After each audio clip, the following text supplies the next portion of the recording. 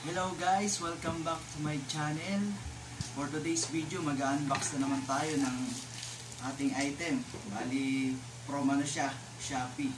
Kasi yung mga nakaraan unboxing natin from Lazada. So ngayon sa Shopee naman. Ayan. Pero bago ang lahat, intro muna tayo.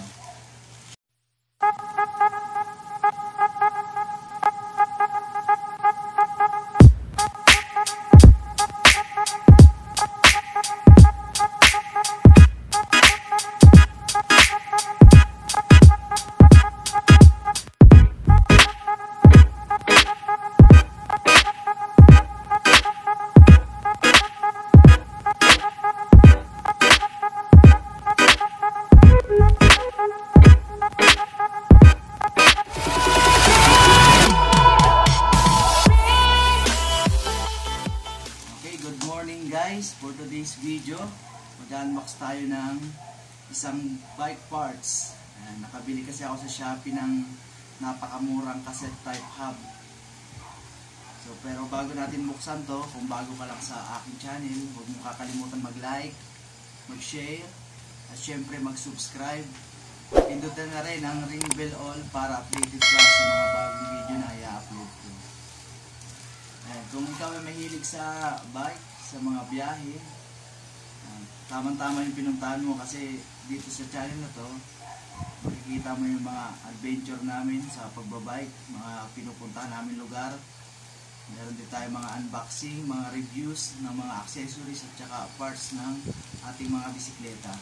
Okay, ito buksan na natin ngayon yung aking bagong item from Shopee.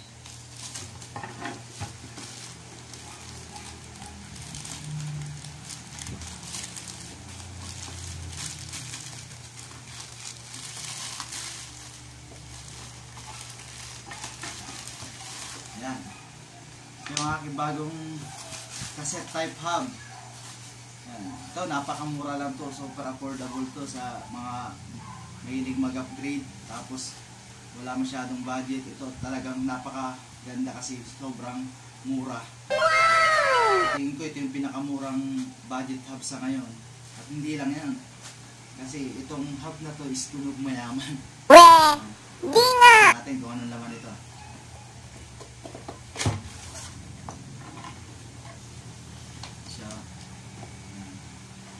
Ang pangalan niya is GUB 1351 cassette type hub. 32 holes siya. Color black. Wala kasi ako makita ibang kulay. So color black yung napili ko, wala na akong choice. Mag-upgrade kasi ako ng hub kasi yung hub ko nagka-problema na. So naghanap ako ng budget meal na hub para ma-upgrade ko yung bike ko kasi madalas bumabiyahe ako, mahirap yung masaraan tayo sa daan. So napilitan ako mag-upgrade. Naghanap nga ako ng medyo mura na hub na okay naman yung quality. Na-review ko na rin to sa mga ibang vlogger. So maganda naman yung review niya. 32 holes siya. Magkagandahan dito, 6 poles siya.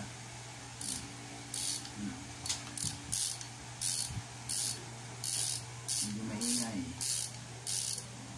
Tsaka napakagaan niya. Ano lang siya, itong sa rear natin nasa 245 grams.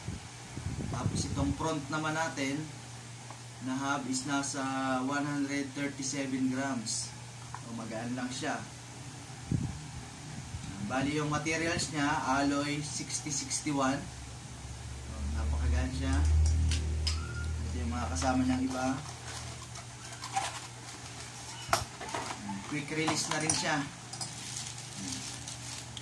Bali ito, yung timbang nito nasa 114 grams lang. So sobrang gaan niya.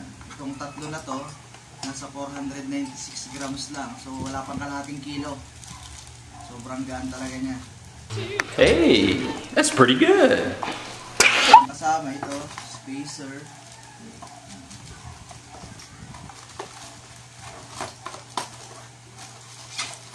Sa tingin ko sulit naman yung pagkabili ko rito kasi nasa 2,000 pesos lang siya. Naka 6 poles na siya. Aluminum alloy. Tunog mayaman na. Sabi nga. Ano?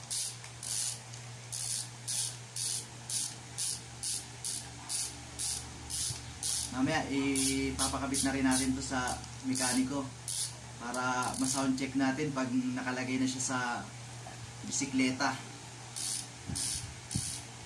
So, sa mga nakabili na ng ganitong model, kung ano yung experience nyo, maaari nyo i-comment dito sa video na to kung ano yung mga experience nyo, kung ilang buwan nyo nagamit, para ma-review na rin ninyo, ma-review natin at yung mga nanonood para malaman nila kung anong feedback sa hub na to.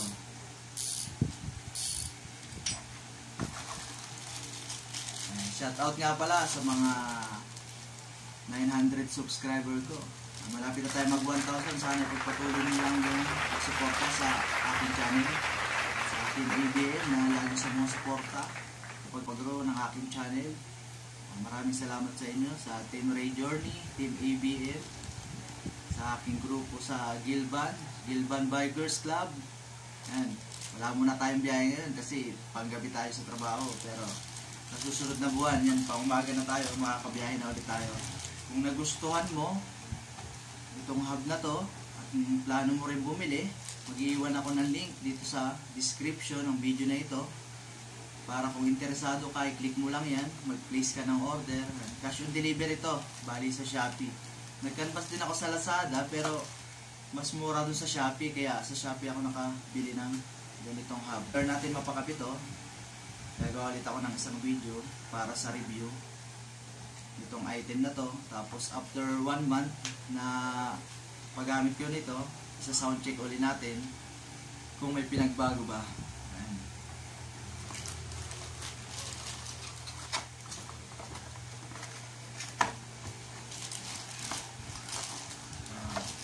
Nandito na lang yung unboxing natin. Mamaya babalik ako pag nandun ako sa shop para mabidyohan natin yung pagkabit nito sa aking bike at ma-sound check na natin. So, nandito na lang guys. Bye-bye! A few moments later.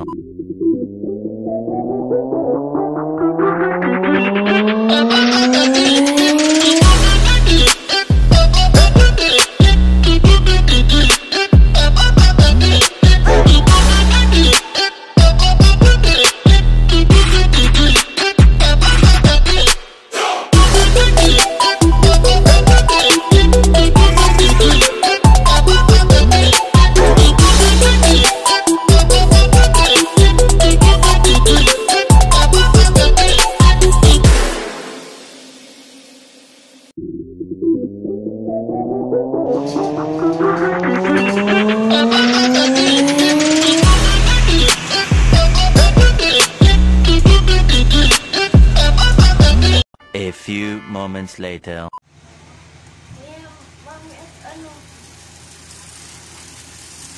Sound check natin.